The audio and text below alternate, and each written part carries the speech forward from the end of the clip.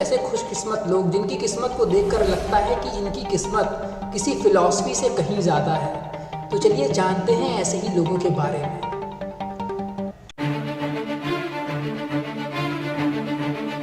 Bill Morgan. जब bill की car एक ट्रक से जा भिड़ी तब उस कार की हालत देखकर लग रहा था कि इसको चलाने वाला इंसान किसी भी हालत में बचा नहीं होगा, क्योंकि वो बुरी तरह से पिस चुकी थी और बिल भी उसमें दबे हुए थे। यहाँ तक कि डॉक्टरों ने भी बिल को 14 मिनट तक मरा हुआ घोषित कर दिया था, पर उनकी जान उस समय जाने से बच गई, पर फिर भी वो बहुत खतरे में थे।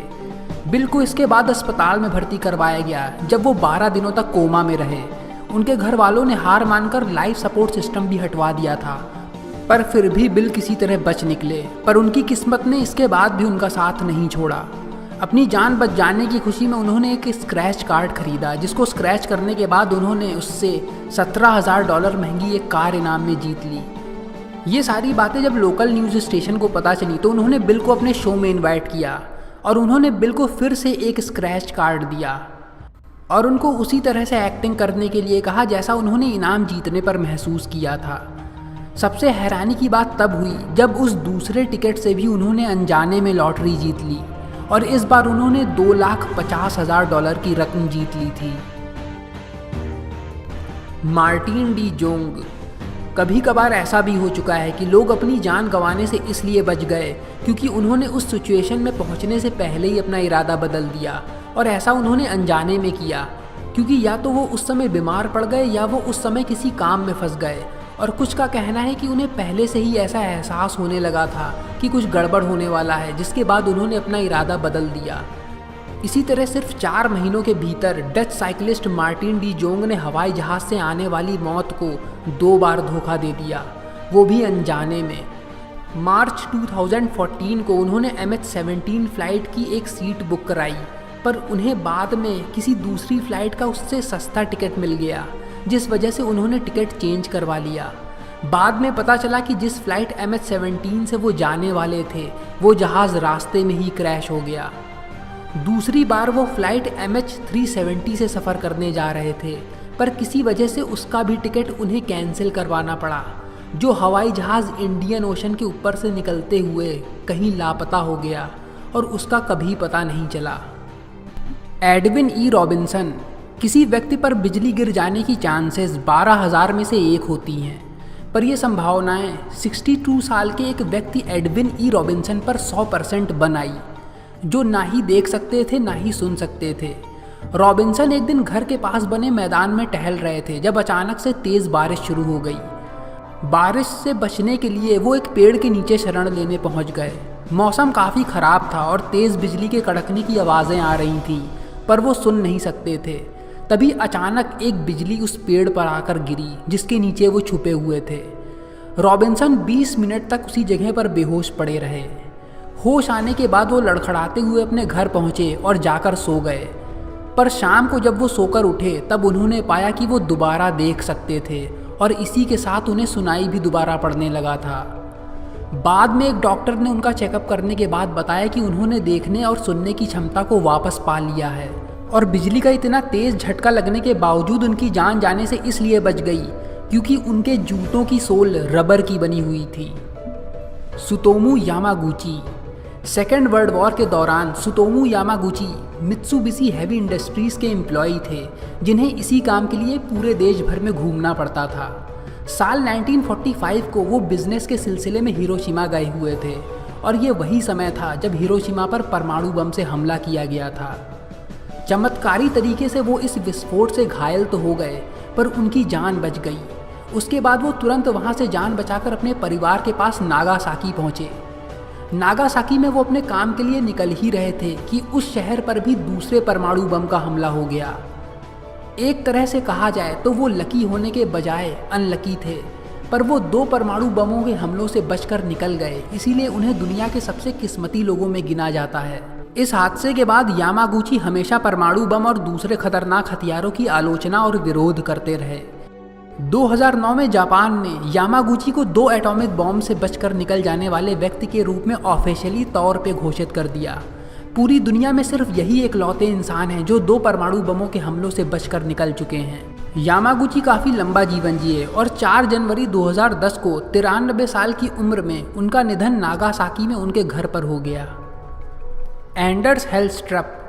अगर कोई आदमी हवाई जहाज़ से छलांग लगा के स्काई डाइविंग करता है तो उसमें खतरा तो थोड़ा बहुत रहता ही है, चाहे जितनी सेफ्टी रखी जाए। जब आप पूरी स्पीड के साथ धरती की ओर गिर रहे होते हैं, इससे ज़्यादा खतरनाक और क्या हो सकता है।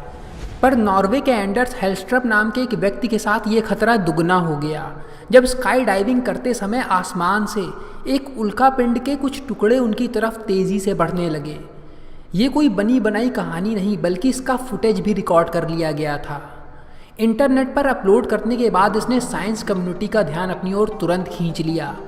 एक जियोलॉजिस्ट ने बताया कि हेल्स्ट्रप जिस जगह पर स्काई डाइविंग कर रहे थे उनसे 20 किलोमीटर ऊपर आसमान में एक उल्कापिंड फट गया था, और ये दुनिया का एक लौता वीडियो है जब किसी उल्कापिंड को इस तरह से रिकॉर्ड किया गया हो जिस समय वो बुझ चुका था। हेल्स्ट्रप ने ज़मीन पर लैंड करने के बाद उन उल्कापिंड के टुकड़ों को उस जगह पर ढूंढने की काफ़ी कोशिशें की, पर वो नहीं मिले। वेजना वुलोविक। इंसान कितनी ऊंचाई से गिरकर जिंदा बचा रह सकता है? शायद 3-4 मंजिला इमारत से गिरकर। पर वेजना वुलोविक नाम की महिला के बारे में सुनने के बाद आपको विश्वास नहीं होगा। ये औरत 33,333 फीट से गिरने के बावजूद जिंदा बची रह गई। 26 जनवरी 1972 को एक फ़्लाइट अटेंडेंट यूगोस्लाविया एयरलाइंस के जहाज़ पर सवार हुई। ये जहाज़ चेकोस्लोवाकिया के ऊपर से गुजर रहा था जब इसके लगेज कंपार्टमेंट में अचानक से एक तेज़ धमाका हुआ। यूगोस्लाव की अथॉरिटीज़ ने इसका कारण सूटकेस में बम होना बताया, जिसकी जिम्मेदारी क्रोएशियन नेशनलिस्ट पर लगाई गई, पर इसका ना सबूत मिला ना ही कोई पकड़ा गया। इस दुर्घटना में सिर्फ वेजना ही जिंदा बची थी। दुर्घटना के दौरान उन्होंने सीट बेल्ट नहीं लगा रखी थी, पर उसके बाद क्या हुआ उन्हें कुछ भी याद नहीं, सिर्फ एक ज़ोरदार धमाके और एक तेज़ चमक के अलावा। वेजना जहाज़ के मलबे के साथ बेहद ठंडी जगह पर बेहोश पड़ी थी जब वहाँ कुछ लोकल रहने वाले लोगों ने उन्हें देखा और उन्हें अस्पताल ले गए। वेजना का शरीर कई जगह से बुरी तरह से फ्रैक्चर हो चुका था और उन्हें ठीक होने में 16 महीने लगे। उनका जिंदा बच पाना बिल्कुल असंभव था, ना ही सिर्फ इतनी ऊंचाई की वजह से बल्कि ऑक्सीजन की कमी और ठंडे मौसम की वजह से भी। वेजना ने पूरी तरह से ठीक हो जाने के बाद फिर से एक बार फ्लाइट अटेंडेंट के तौर पे काम करना चाहा, पर उन्हें डेस्क जॉब दे दी गई। एयरलाइन का मानना था कि इससे कंपनी को अच्छी पब्लिसिटी मिलेगी। वेजना वुलोविक यूगोस्लाविया की एक सेलिब्रिटी बन चुकी थी और उन्हें नेशनल हीरो बना दिया गया था। 1985 में Guinness book of world records में इनका नाम दर्ज कर लिया गया, बिना किसी पैराशूट के इतनी ऊंचाई से गिरने के बावजूद जिंदा बचे रहने की वजह से। निचिरेन। 12वीं शताब्दी में निचिरेन नाम के एक प्रसिद्ध जापानी मॉन्क थे जिनका बौद्ध धर्म को दूर दूर लोगों तक पहुंचाने का महत्वपूर्ण योगदान था। हालांकि इनका जीवन कई उलझनों और कठिनाइयों से भरा हुआ था, कई विवाद भी इनके साथ जुड़ चुके थे। उस समय चल रही सरकार को लगा कि इनके लिखे लेख और प्रवचन सरकार के लिए विनाशक हो सकते हैं, क्योंकि सरकार को डर था कि जनता इनके दिए गए उपदेशों को सुनकर सरकार को हल्के में लेने लगेगी और जनता का डर खत्म हो जाएगा। इसी वजह से अथॉरिटीज़ ने निचिरेन का सर कलम कर देने की उन्हें सज़ा सुना दी। पर निचिरेन इतने ज़्यादा किस्मती थे कि जब कसाई उनका सर कलम करने जा रहा था और उसने जैसे ही उनकी गर्दन धड़ से अलग कर देने के लिए तलवार हवा में उठाई, वैसे ही आसमान में एक तेज़ बिजली चमकी और कसाई पे सीधे जा गिरी, जिसके बाद वो तुरंत वहीं मर गया। निचिरेन को बाद में रिहा कर दिया गया क्योंकि इस घटना के बाद ऐसा माना जा रहा था कि निचिरेन की मदद किसी अलौकिक शक्ति ने की है। हालांकि उसके बाद उन पे कड़ी निगरानी रखी गई और उन्होंने बाकी का जीवन एक कैदी की ही तरह बिताया, पर उनकी बड़ी संख्या में फॉलोअर बनते चले गए और वो जापान के सबसे महत्वपूर्ण धार्मिक व्यक्तियों में गिने जाने लगे। उनकी ये सफलता ये सिखाती है कि इंसान को कभी हार नहीं माननी चाहिए और वो अपने सबसे बुरे दिनों से गुजरते हुए भी सिर्फ एक बार किस्मत का साथ दे जाने से कुछ भी कर सकता है। ताइवान के इस कार ड्राइवर को दुनिया का सबसे खुशकिस्मत इंसान माना जा सकता है, क्योंकि जिस दौरान वो कार चला रहा था एक चट्टान का बड़ा टुकड़ा पहाड़ियों की तरफ से लुढ़कते हुए अचानक से उसकी कार के सामने बढ़ने लगा। वो उस कार को चकनाचूर करने वाला ही था कि वो कार से कुछ ही इंच दूर पहले रुक गया। इस वीडियो को जो भी देखता है उसकी सांसें कुछ सेकंड्स के लिए तो पक्का रुक जाती हैं। Melvin Roberts. ऐसा कहा जाता है कि बिजली एक ही जगह पर 2 बार कभी नहीं गिरती, पर कैरोलिना में रहने वाले मेलविन रॉबर्ट्स ऐसे व्यक्ति हैं जिन पर 12 बार बिजली गिर चुकी है। 2011 में मेलविन के बारे में खबर छपी कि उनके ऊपर 6 बार अलग अलग समय पर बिजलियां गिर चुकी हैं। 2015 तक मेलविन ने दावा किया कि इन 4 सालों में उनके ऊपर 5 बार और बिजलियां गिरी और साल 2016 तक ये आंकड़ा 1 दर्जन तक पहुंच गया। एक बार उनके ऊपर बिजली गिरी जब वो अपने पोर्च में बैठे थे और 2 बार जब वो लॉन मोवर से घास काट रहे थे। इन सब की वजह से मेलविन की पत्नी उनसे सतर्क रहती हैं, खास तौर पर जब आसमान में बिजली चमक रही होती है, क्योंकि उनका मानना है कि मेलविन बिजली को अपनी ओर आकर्षित करते हैं और वो ढूंढ ढूंढ कर उन पर ही गिरती है।